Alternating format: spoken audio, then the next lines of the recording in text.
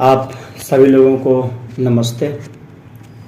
और अब हम रामायण के बालकांड के 17वें सर्ग यानी सप्तदश सर्ग की चर्चा करेंगे।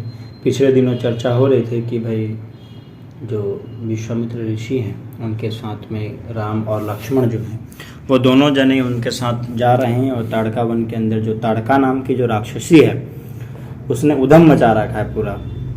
तो अतः सप्तदश अध्याय, और इस अध्याय में जो है विश्वामित्र जी तरह तरह के अस्त्र शस्त्रों का चलन होगा। अस्त्र शस्त्रों के जो है नाम की यहाँ पर चर्चा होगी। जैसे कई लोग कहते हैं जी हमारे देश के पास संस्कृति, हमारे देश से भारतीय इतिहास में जो है अस्त्र शस्त्र नहीं थे और ये सारी जो चीज़ें हैं ये सभी विदेशों से आई हैं। तो ऐसा नहीं है। यहाँ पे देखिए किन किन अस्त्रों की चर्चा होगी।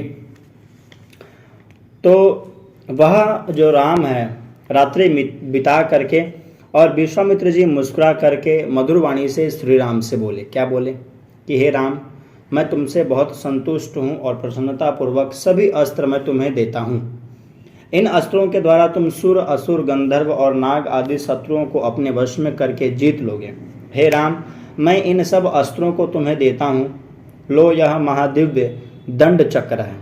हे वीर, धर्म चक्र, काल चक्र, विष्णु चक्र और अति प्रचंड इंद्र शस्त्र भी लो। हे महाबाहु, मैं यह सर्वश्रेष्ठ ब्रह्मास्त्र देता हूँ।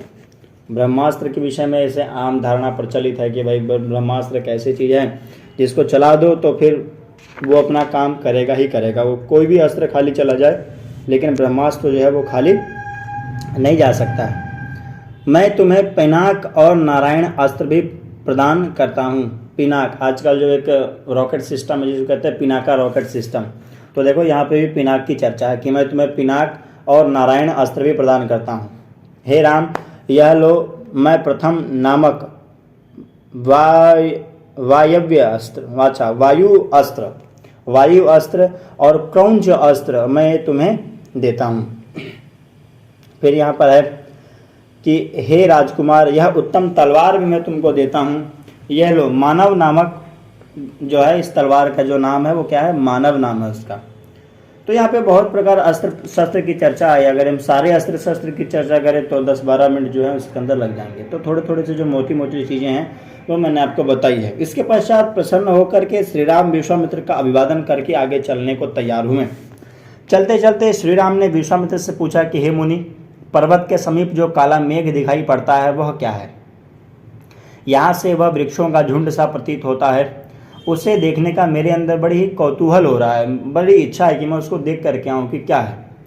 वहाँ अनेक वन पशुओं से युक्त है और वो जो वन है कैसा है, दर्शनीय है, देखने लायक है, मनोहर सा, जब बड़ा मनोहर सा है, जान पड़ता है, मालूम पड़ता है। यह स्थान जो है, जो स्थान है बड़ा मधुर शब्द करने वाले पक्षियों से निनादित हो रहा है और ऐसा लगता है कि हम भयंकर एवं रोमांचकारी वन से पार हो गए हैं। हे महामुनि, क्या हम लोग आपके आश्रम पर पहुंच गए हैं जहां दुराचारी ब्रह्म हत्यारे राक्षस आपके यज्ञों में विघ्न किया करते थे? अद्वितीय राम ने उस वन के संबंध में पूछने पर विश्वामित्र जी बोले। क्या बोले कि हे राम, देव प्रजा में श्रेष्ठ महातपस्वी विष्णु ने तप करने के लिए इस निवास का प्रयोग किया था। पहले यह आश्रम महात्मा वामन का था। वामन अवतार नहीं, जो विष्णु जी के बारे में कहते कि वामन अवतार थे, छोटे से थे और उन्होंने 3 कदम में सारी जो दुनिया है, ब्रह्मांड है, सबको नाप दिया था। वो वाले वामन नहीं, ऋषि वामन, महात्मा वामन थे। और इसी के नाम से यह प्रसिद्ध है सिद्धाश्रम। ये जो सिद्धाश्रम है ये आजकल बक्सर जिले में पड़ता है और ये बक्सर बिहार में पड़ता है। तो हे पुरुष सिंह, इसी आश्रम में उन दुराचारियों का वध करना होगा। हे राम, आज हम उसी उत्तम सिद्धाश्रम को चलते हैं। हे वत्स, यह आश्रम जैसा मेरा है वैसा ही तुम्हारा है। यह कहकर राम लक्ष्मण को साथ लेकर आश्रम में प्रविष्ट हुए और विश्वामित्र अत्यंत शोभित हुए। विश्वामित्र को देख सिद्धाश्रम वासियों ने उठकर उनका स्वागत किया। जो सिद्धाश्रम के अंदर जो और मुनि जो रहते थे और जो तपस्वी लोग रहते थे, सबने उठ करके ऋषि विश्वामित्र जी का अभिवादन किया। जिस प्रकार आश्रम वासियों ने विश्वामित्र का सम्मान किया उसी प्रकार उन्होंने राजकुमारों का भी आतिथ्य किया। आतिथ्य मतलब अतिथि की सेवा। 5 यज्ञ है ना, ब्रह्म यज्ञ, देव यज्ञ, अतिथि यज्ञ, भूत यज्ञ और बलि वैश्व देव यज्ञ। ठीक है, तो उसके अंदर एक अतिथि यज्ञ भी आता है, मेहमानों की सेवा। तो उन्होंने जिस प्रकार ऋषि विश्वामित्र की सेवा करी, ठीक उसी प्रकार उन्होंने राम और लक्ष्मण की भी प्रसन्नता पूर्वक उनको आतिथ्य की तरह, उनको एक अतिथि की तरह एक मान सम्मान दिया। तो थोड़ी देर विश्राम करके शत्रु हंता, हन मतलब होता मारना, तो शत्रुओं को मारने वाले, शत्रुओं को भगवान के पास भेजने वाले, परमात्मा के पास भेजने वाले जो राजकुमार थे, उन्होंने हाथ जोड़कर विश्वामित्र से कहा कि कि आपका मंगल हो, आप आज ही यज्ञ प्रारंभ कर दीजिए और यह सिद्ध आश्रम, इसका नाम सार्थक हो और आपका वचन सत्य हो। सिद्ध आश्रम मतलब जिस आश्रम को सिद्ध किया गया हो, प्रमाणित किया गया हो, तो ऐसा वो आश्रम है। यह सुनकर के महातेजस्वी ऋषिवर विश्वामित्र ने नियम पूर्वक जितेंद्रिय होकर के, जितेंद्रिय मतलब इंद्रिय को जीत करके दीक्षा में प्रवेश किया और यज्ञ को उन्होंने आरंभ किया। दोनों राजकुमारों ने सावधानता पूर्वक रात्रि व्यतीत की। प्रातः होते ही दोनों राजकुमारों ने उठ करके संध्या की। उसके पश्चात नियम पूर्वक, आचमन पूर्वक पवित्र होकर के गायत्री मंत्र का जप किया। फिर अग्निहोत्र करके आसन पर विराजमान विश्वामित्र जी को उन्होंने प्रणाम किया। तो 51 सर्ग, 51 मतलब 19वां सर्ग। दैनिक कर्तव्यों से निवृत्त होकर के देश काल को जानने वाले और शत्रुओं को हनन करने वाले, शत्रुओं का हनन करने वाले दोनों राजकुमार देश काल का विचार कर विश्वामित्र से बोले। क्या बोले कि हे भगवान, हम यह जानना चाहते हैं कि उन दोनों राक्षसों से किस समय रक्षा करनी है। हे ब्राह्मण, कहीं ऐसा ना हो कि वह समय ही बीत जाए। इस प्रकार कहते हुए और युद्ध के लिए शीघ्रता करते हुए उन दोनों राजकुमारों की प्रशंसा करके आश्रम निवासी मुनियों ने कहा कि हे राजकुमार, आप 6 दिन तक यज्ञ की रक्षा करें। विश्वामित्र जी यज्ञ की दीक्षा ले चुके हैं, वे 6 दिन तक मौन रहेंगे, एकदम चुप, कुछ नहीं बोलेंगे। यशस्वी और आलस्य रहित होकर के वो दोनों राजकुमार उन मुनियों के वचन को सुन करके 6 दिन तक उस आश्रम की रक्षा करते रहे।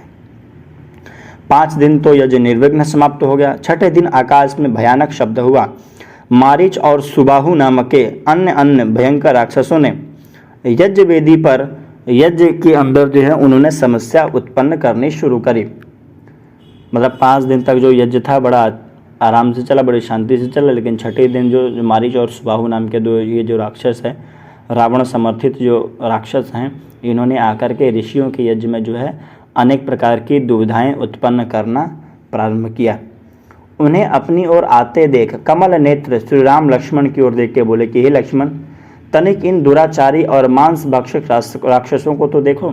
राक्षस वो नहीं है जो आप लोग आजकल हम लोग फिल्मों में देखते हैं, मोबाइल में देखते हैं कि राक्षसों के दांत निकले हुए हैं, राक्षसों के सींग निकले हुए हैं, उनके नाखून बड़े बड़े हैं, बाल बड़े बड़े हैं और देखने में बड़ी अजीब प्रकार के हैं।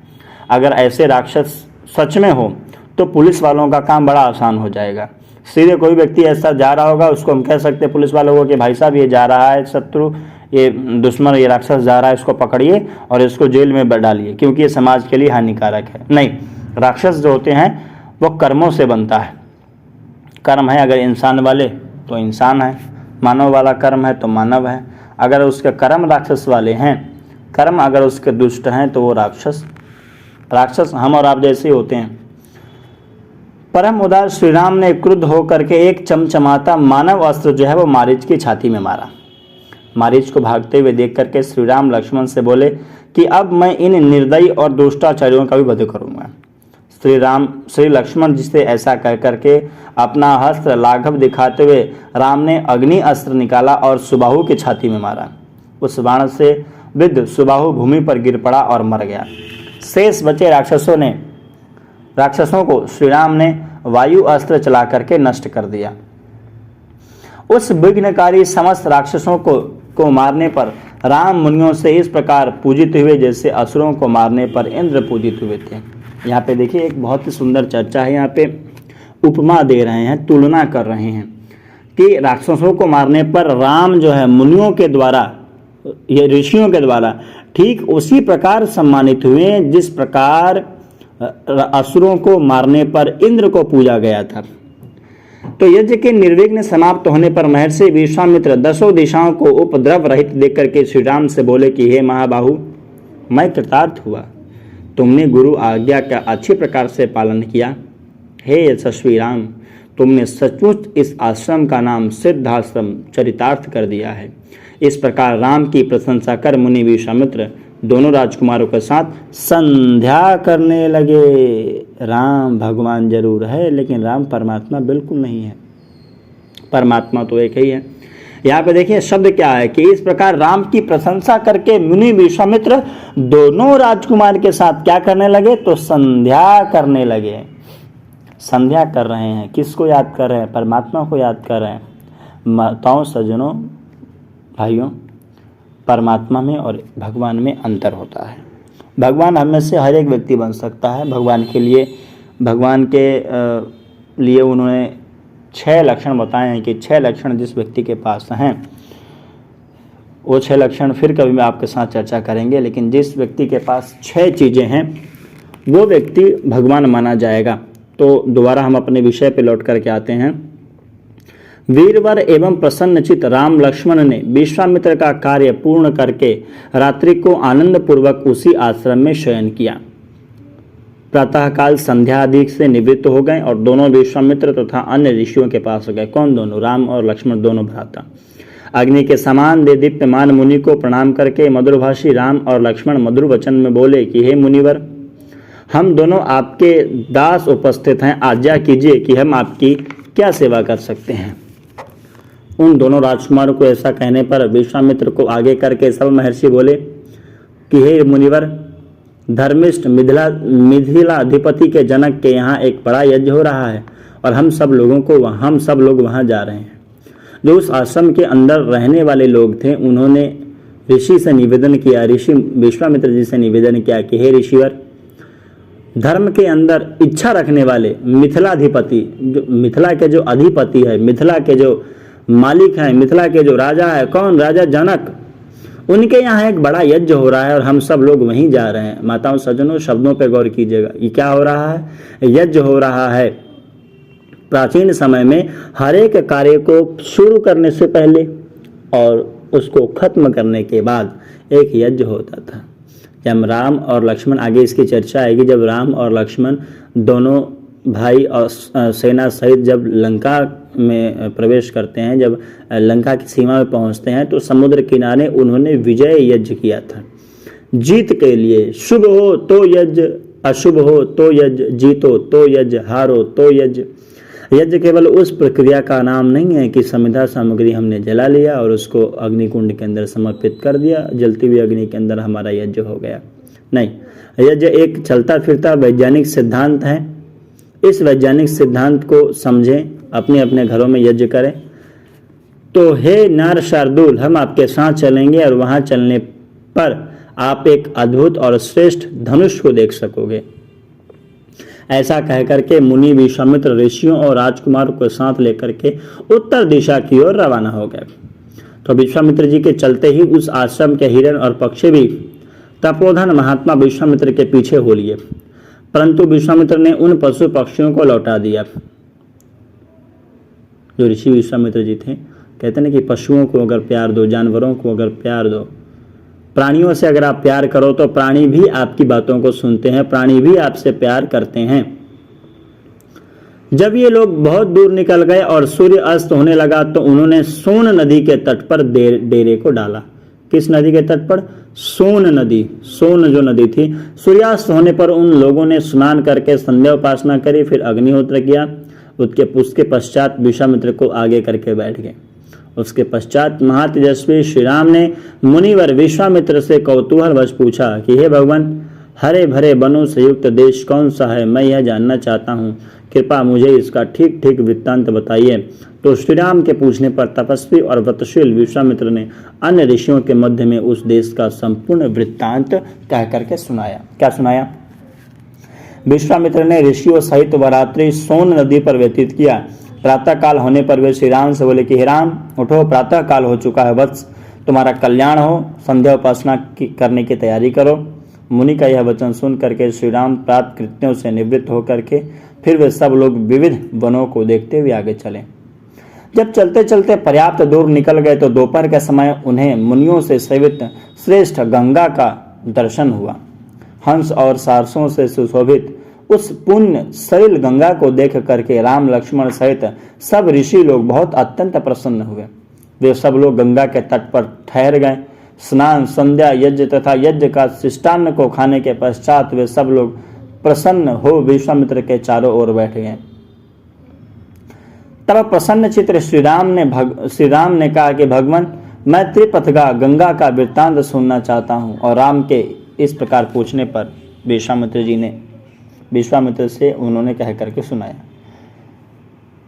विमल प्रभात होने पर दैनिक कृत्यों से निवृत्त होकर के श्री राम विश्वामित्र से बोले कि हे महर्षि, रात तो अद्भुत कथा सुनते हुए रात्रि व्यतीत हो गई।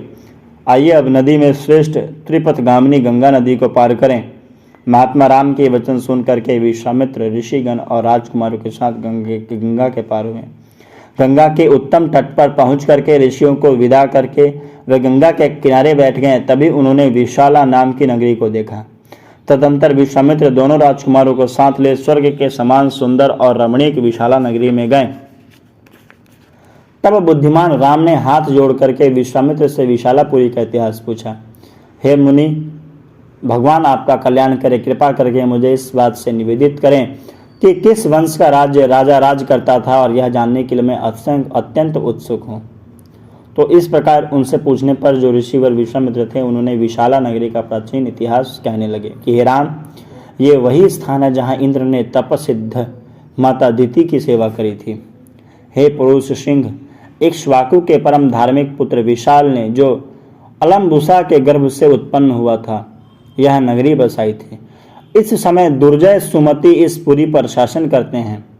महाराज इक्ष्वाकु की कृपा से विशाल नगरी के सभी राजा दीर्घायु, महात्मा, पराक्रमी एवं धार्मिक होते रहे हैं। हे राम, आज की रात हम यहीं विश्राम करेंगे। कल राजा जनक से भेंट करेंगे। महातेजस्वी एवं यशस्वी राजा सुमति विश्वामित्र का आगमन सुन उनके स्वागत के लिए आगे आए। उपाध्याय और पारिवारिक जनों के साथ उनका स्वागत सत्कार एवं कुशल पूछ करके वे विश्वामित्र से कहने लगे कि हे मुनि, मैं धन्य हूँ, मैं अनुग्रहित हूँ जो आपने मेरे राज्य में पधार करके मुझे दर्शन दिए हैं। मुझसे बढ़कर धन्य आज कोई नहीं है। तो इस प्रकार जो है उन्होंने जो कहानी है उन्होंने सुनाई है। और आज के लिए बस इतना ही।